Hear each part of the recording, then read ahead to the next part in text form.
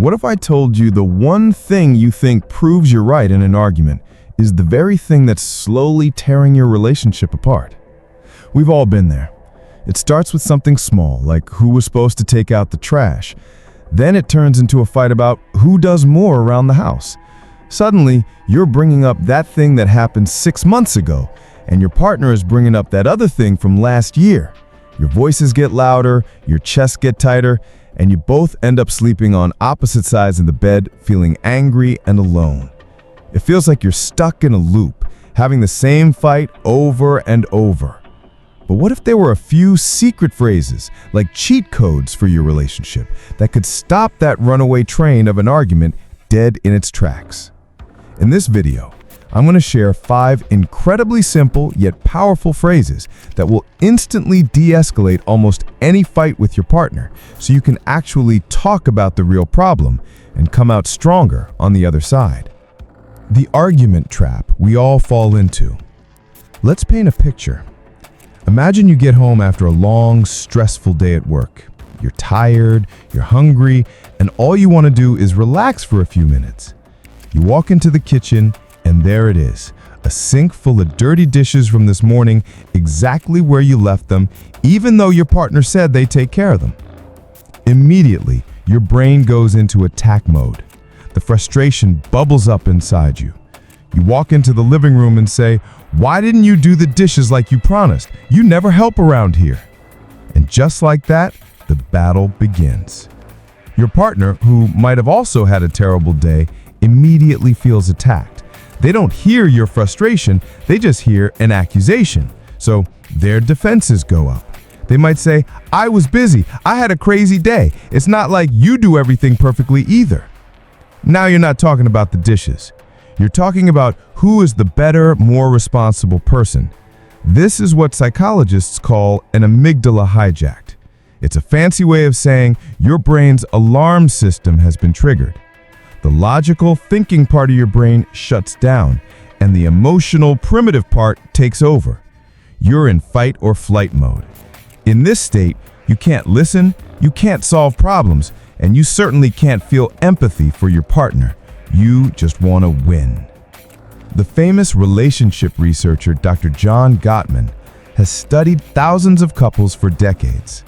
He can predict with over 90% accuracy whether a couple will divorce just by watching them argue for a few minutes. One of the biggest predictors of failure is what he calls the 4 horsemen of the apocalypse: criticism, contempt, defensiveness, and stonewalling. That little comment about the dishes, that's criticism.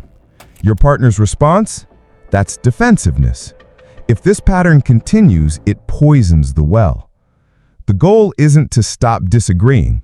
Disagreements are normal and even healthy. The goal is to stop the escalation, to stop the disagreement from turning into a war. The 5 phrases we're about to go over are the tools to do just that. They are your secret weapons to bypass that amygdala hijacked and get back to a place where you can actually hear each other. Help me understand. This is probably the most powerful and disarming phrase you can use. When an argument starts, our first instinct is to state our own case, to prove our point, to say, "You're wrong and here's why." But that immediately creates a you versus me dynamic. Saying, "Help me understand," does the complete opposite. It changes your position from an attacker to a curious listener. It sends a powerful message to your partner: "Your feelings and perspective are important to me, and I want to know more." Let's go back to our dishes example. Instead of starting with, "Why didn't you do the dishes?" imagine you took a deep breath and said, "Hey, I see the dishes are still in the sink. Help me understand what happened with your day." See the difference? The first one is an accusation. The second one is an invitation. Your partner, who was expecting a fight, is suddenly met with curiosity. Their defenses lower. They might say, "Oh man, I'm so sorry. My boss dropped a huge project on me right at 4:30 p.m. and my head has been spinning ever since. I completely forgot." Now you have information instead of a fight. You understand their reality. The conversation can now be about how to handle things when you're both stressed, not about who is right and who is wrong. This phrase turns an accusation into a question and an opponent into a partner. It's a simple shift, but it changes everything. Phrase 2. What I'm hearing you say is, have you ever been in a fight where you feel like you're talking to a brick wall? You're explaining your feelings over and over, but your partner just isn't getting it. Often this is because in an argument, we don't listen to understand, we listen to reply. We're just waiting for them to take a breath so we can jump in with our own point. This phrase forces you to stop and actually listen. It's a technique called active listening, and it's a game changer. After your partner has said their piece, before you say anything else, you say, okay, let me make sure I've got this.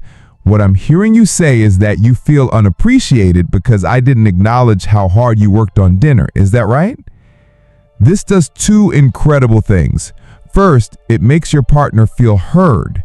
It's like a confirmation that their words didn't just go into a void. Their brain can relax a little because the message has been received. You'd be amazed at how much tension leaves a room when someone truly feels understood. Second, it gives them a chance to correct you if you got it wrong.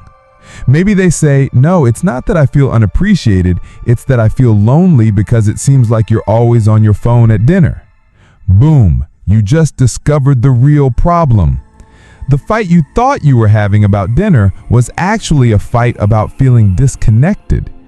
You never would have gotten to that real issue if you hadn't stopped to truly listen and confirm what you heard. This phrase stops miscommunication in its tracks and ensures you're both fighting the same fight, not two different ones. Phrase 3. It's us against the problem, not you against me. This is the ultimate reframe.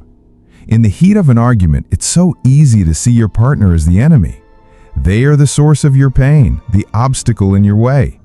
Your goal becomes to defeat them, to make them admit they are wrong. This phrase completely shatters that frame. It takes both of you and puts you on the same side of the table, looking at the problem on the other side. It's a verbal reminder that you are a team. Imagine you're arguing about money.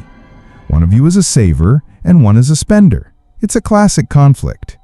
The argument is getting heated. You spend too much money on things we don't need, one says. You're too cheap. You never want to have any fun, the other replies. You're stuck. It feels like an impossible situation where one person has to win and the other has to lose. Now, imagine in the middle of that, one of you stops and says, hold on, this is getting out of hand. Remember, it's us against the problem, not you against me. The problem is that we have different feelings about money and we need a budget that makes us both feel safe and happy. So how can we solve this problem together? The entire energy of the conversation shifts. You're no longer enemies. You're teammates trying to solve a puzzle.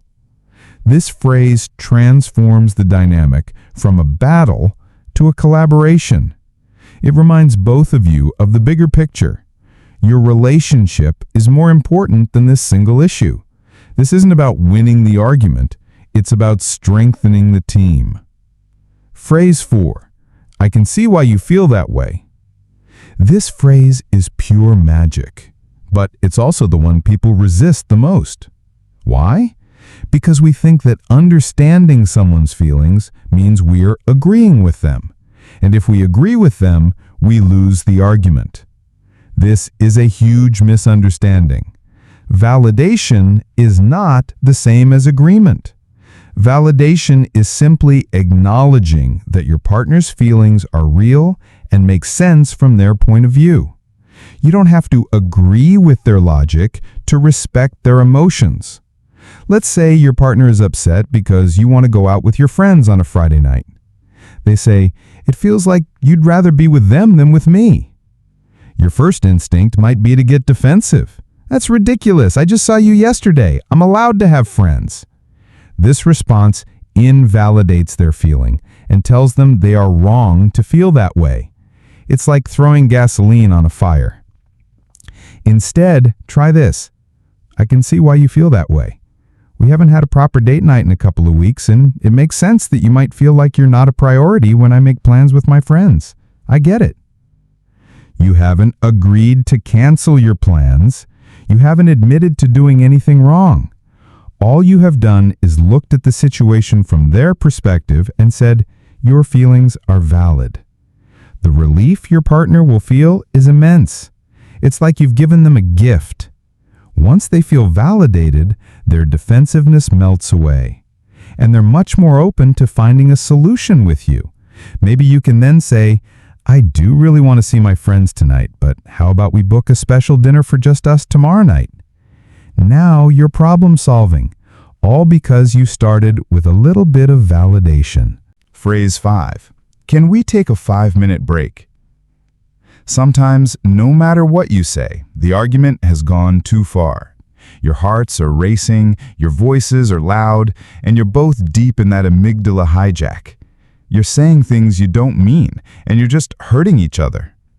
Continuing the conversation at this point is not just useless, it's destructive. This is when you need a strategic pause. Asking for a break is not running away from the problem. It is not stonewalling. Stonewalling is when you shut down and refuse to engage. This is different. This is a mutually agreed upon timeout, with the specific intention of coming back to the conversation. It's important how you phrase it. Don't just storm off and slam the door. Say, you know what? I'm feeling really overwhelmed and angry right now, and I'm worried I'm going to say something I don't mean. Can we please take a 5-minute break to calm down, and then we can come back and try to talk about this again? This shows that you care about resolving the issue, but you also care about doing it respectfully. Research shows that it takes at least 20 minutes for the stress hormones from an argument to leave your bloodstream. But even a 5-minute break can work wonders. During that time, don't just sit there stewing about all the things you want to say. Do something to calm your body down. Take some deep breaths. Splash water on your face. Look out a window. The goal is to get the logical part of your brain back online. When you come back together, you'll both be in a much better state to use the other 4 phrases. You'll be able to listen, validate, and work as a team. This isn't a sign of weakness. It's a sign of incredible strength and self-awareness. Bringing it all together. These 5 phrases help me understand. What I'm hearing you say is, it's us against the problem. I can see why you feel that way. And can we take a 5-minute break? Are not magic words that will make all your problems disappear. What they are a toolkit. They're a set of emergency brakes for when your conversations start to skid out of control. They all work for one simple reason. They replace judgment with curiosity and conflict with connection. They force you to slow down, listen, and remember that the person in front of you is not your opponent, but your partner. Learning to use them might feel weird at first, but with practice, they can fundamentally change the way you and your partner communicate, turning your worst arguments into opportunities to grow closer. If this video helped you think differently about arguments, subscribe to RainWish for more ways to build a happier life. Goodbye.